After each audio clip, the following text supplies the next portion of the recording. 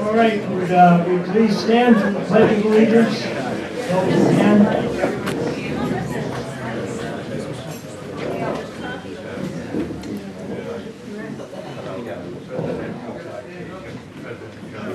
I pledge allegiance to the flag of the United States of America and to the republic for which it stands, one nation, under God, indivisible, with liberty and justice for all.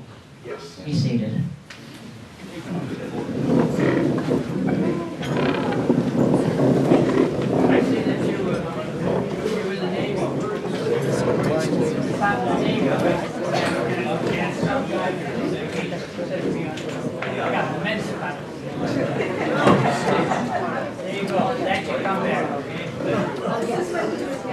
All right, your commander gets to say a few words, which I won't say many because a lot of you are cold and hungry.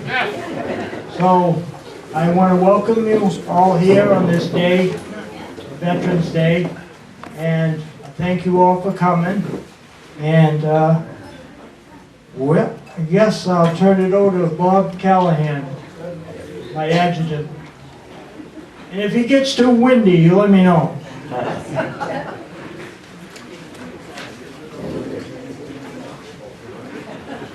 I'm Irish, Dennis. I've kissed the Blarney Stone twice. I can talk all day. There's a lot of people that take care of you, you do. Well, let me wait till they get hungry. Well, what a crowd. This is great. This is one of the biggest crowds we've had yet on our honoring Veterans Day.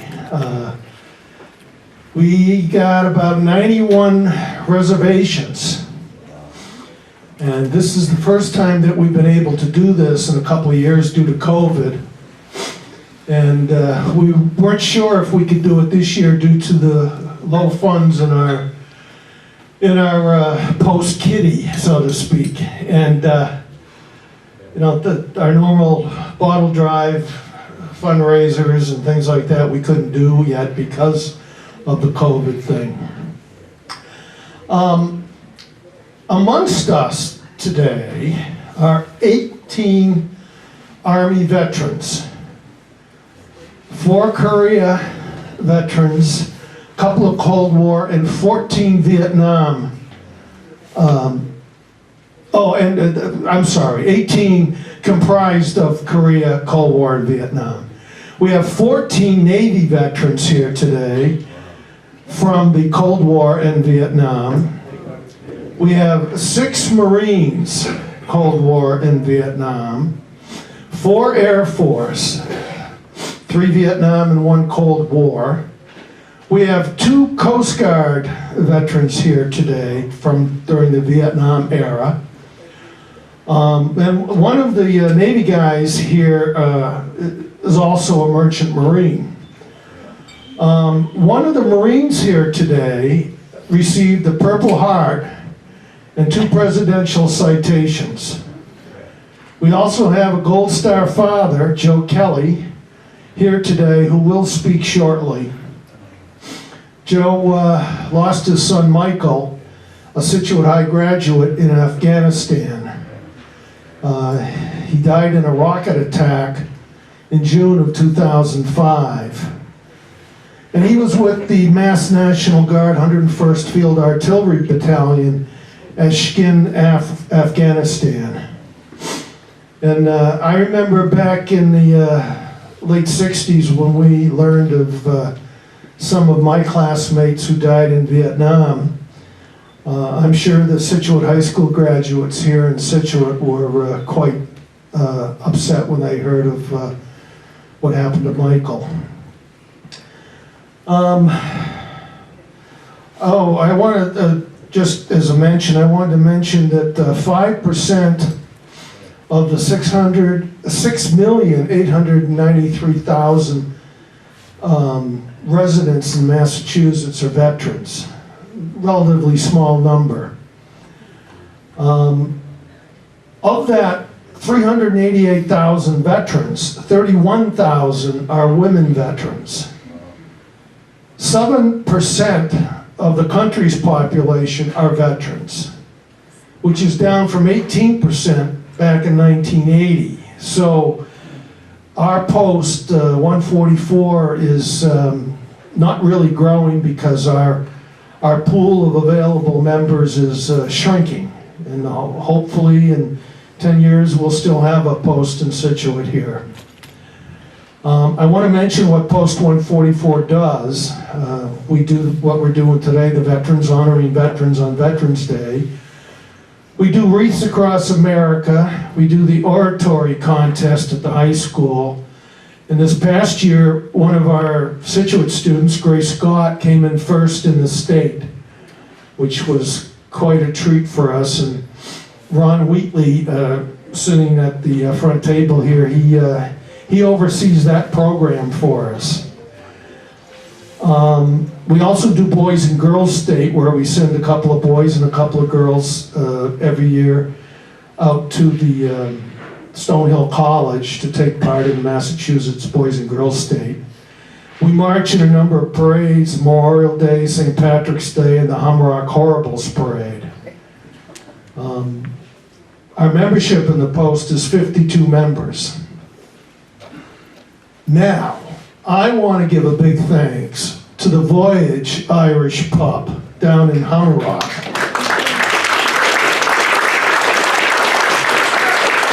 Thank you. They donated the food and the help in making this happen. Keith, the owner, well, he's a Irish Navy veteran, so he takes good care of us American veterans. I want to thank Kristen, our bartender from the Voyage. And I want to thank Tom, our cook today, who's also the head cook at the Voyage. I'd like to also thank the hockey boosters for coming to help us out today, help serving.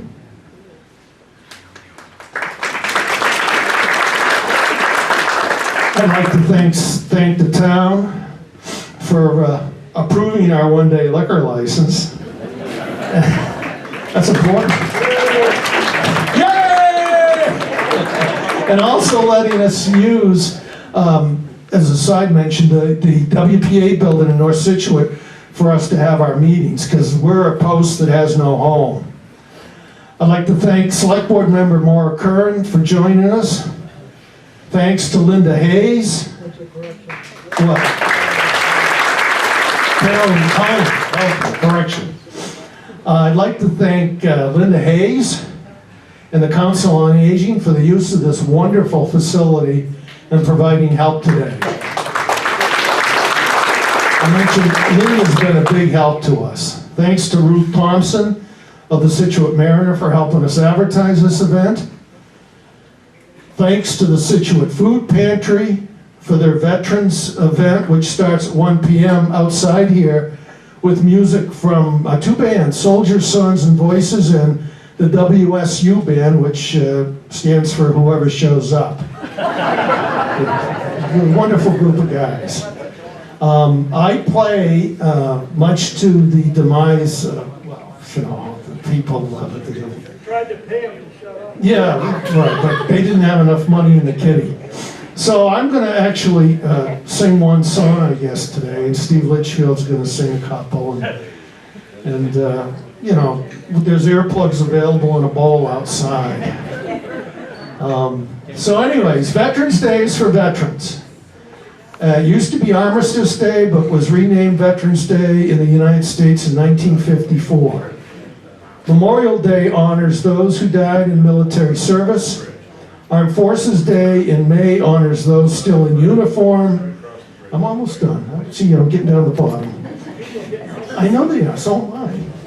The Women's Veteran Day, now this is important. Women's Veteran Day, June 12th. 11 states recognize it, but not Massachusetts officially. And I think we should do something about that, Dennis. You know, we should talk to somebody, get it officially recognized. I make that motion. Anyways, and finally, I'd like to say I'm very sorry for having to turn away some veterans because we were limited to a certain number. Unfortunately, it was only, I think, 2 or maybe 3. But, you know, like I say, we were limited to a certain number, and we had to get the count into the cook and all that sort of logistical stuff. So maybe next year we can advertise a little sooner or something, or wider. So anyways, that's all I got to say. Oh, yeah. Okay. You want me to do that? Okay. So, I'd like to introduce Karen Conley from the Scituate Select Board. I know.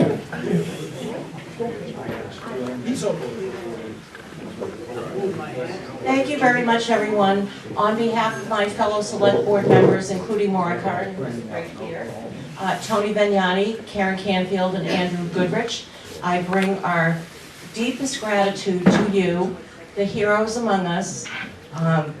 You're everyday people, but to us, you're more than that. And I will say to you that we are so privileged to have so many veterans, and we will hope next year we'll try not to turn anyone away from the lunch.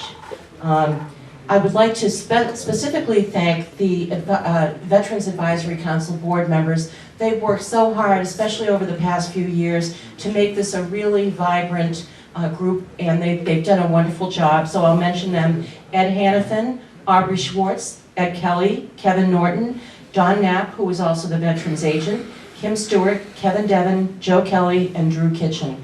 Thank you for everything. Now, on a personal note, I was just talking to Don, and I mentioned the fact that when I was growing up, I was a baby boomer, and so I was in high school and college when the Vietnam War was going on, and it was very upsetting for everyone because it was a draft, our boyfriends were going away, our brothers, and it was a very controversial war, as we know. I know that there's a book that they're going to be giving out in commemoration of the Vietnam War, and I want to give our special thanks to the Vietnam War vets who came home to a country that was so divided. And I also want to say that, you know, for our generation, the baby boomers, it was not unusual that your dad or uncle was a vet. I mean, almost everybody was a vet. So we're at a different place in time now, and the people who have gone to Afghanistan and Iraq and the Gulf War and the other wars were all volunteers, and special thanks to them. Thank you. And I'd like to introduce the Gold Star father, Joe Kelly. Would you please come up here, Joe?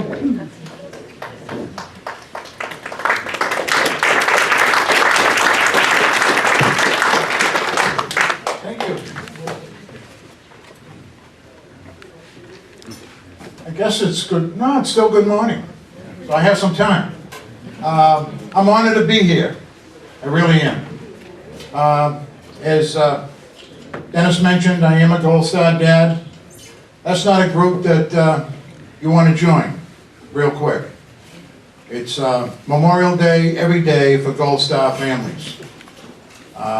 Michael was killed in action in Afghanistan, Sikkim, Afghanistan in 2005. And he's buried right over here at Cudworth. The military wanted to bring him down to Arlington, and we would have nothing of it, although he deserved it. But we wanted him to come home for good, and he did. When we, like I mentioned, he was killed in Afghanistan, I want to talk just quickly a little bit about Afghanistan and how we, as a country, left Afghanistan.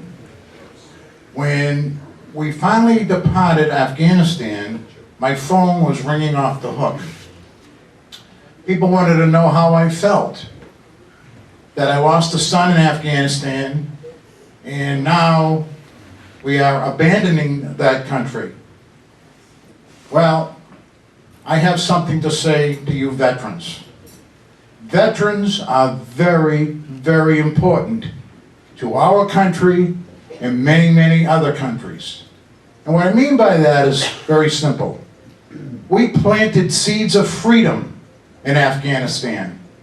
And to prove that, recently, women actually went to the palace and protested that they wanted to continue with their education in the schools in Afghanistan.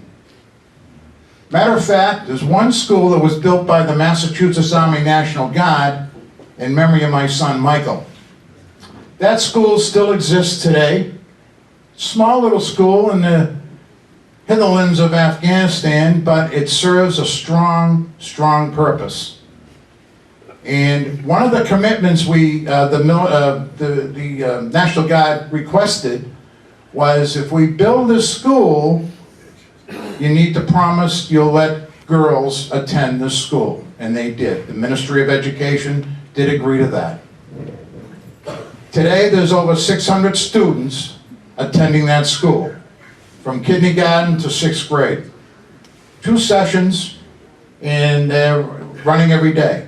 Now that the Taliban has taken over Afghanistan, and these are the things that don't sell newspapers, okay, but there are good people, a lot of good people in Afghanistan. And just because the name Taliban strikes a real bad core with people, not all Taliban people are bad. There's radicals in everything. We got radicals in our country. Look what happened at the Capitol building in January. I wonder how that took around the world, what people thought about that we had almost a civil war in January at the Capitol. So, there are some bad people, but we do have, and very, very important, we've left seeds of freedom, okay, and the proof in the pudding is that the girls are still attending school. The only requirement the Taliban has asked is they wear their burqas. That's it. Once they get into school, they can do whatever they want with that burqa. But that's important. So, veterans are important. We didn't waste 20 years there. We've changed some of the positions that actually happened before we attended or participated in Afghanistan. We cleared an awful lot over there. We really did. So enjoy your day. I appreciate the opportunity to spend some time with you folks. I'm also the chairman of the Veterans Advisory Council. And with that, we're having an outreach program on December 7th, right here, a breakfast meeting. And we have a guest speaker, Paul Prefontaine. He's a veterans agent that represents the VA in Massachusetts. There's only 2 of them, and he's one of them, and he's coming here. He's already helped several veterans here in town, and he's just a great guy and an advocate for veterans. So please, if you can, try to attend that breakfast. It is limited, space is limited, as you can see. So we're requesting that you make your reservations here at the Senior Center. Make a call to Linda or her group, and they'll put you down. So please try to make that breakfast. Thank you very much. Enjoy the day.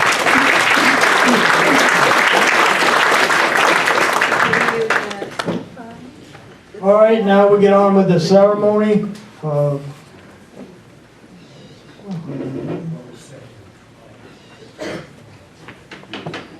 POWs that are still missing in action. We have a ceremony for that. Single rows. All right. Kevin, the single rose in the vase is a reminder of the lives of each of missing and loved ones who keep the faith, still waiting for answers. The red ribbon around the vase shows a continued determination to account for the missing. A lemon slice at each bread plate is to remind us of the bitter fate of those captured and missing in a foreign land. A pinch of salt recalls the tears endured by those missing their families who seek answers. Skip that. An inverted glass symbolizes the inability to share in today's toast. The chairs at an empty place stand empty to express their absence. And that's the POW Missed in Action Remembrance Table. And that's it. Thank you.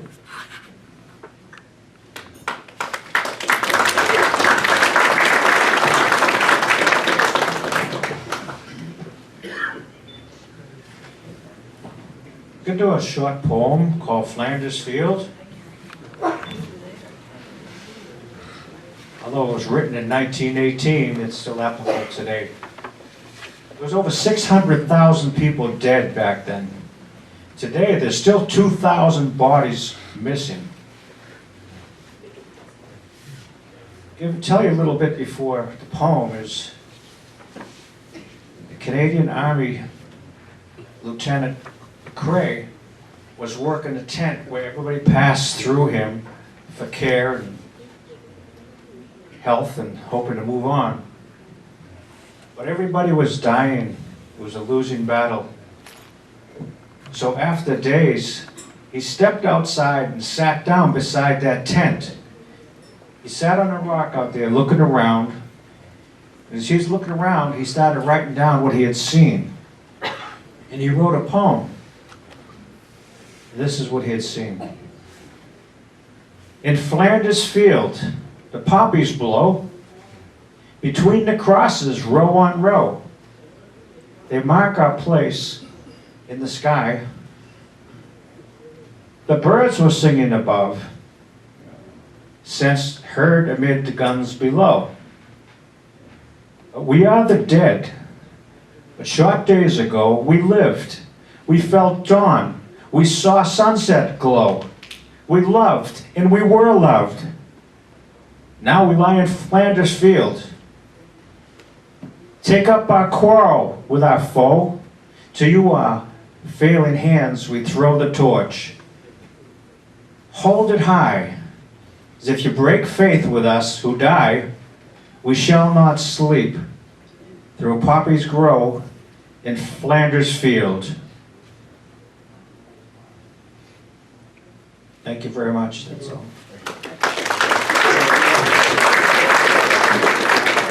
Ella, you just gotta give us a quick blessing. For all the good things you have bestowed on us, and friends gathered here, we give thanks for the gift of food we are about to receive, and those who labored to prepare it. We thank you, Lord. May this meal we share be seasoned from above with your blessing and grace, but most of all, your love. Amen.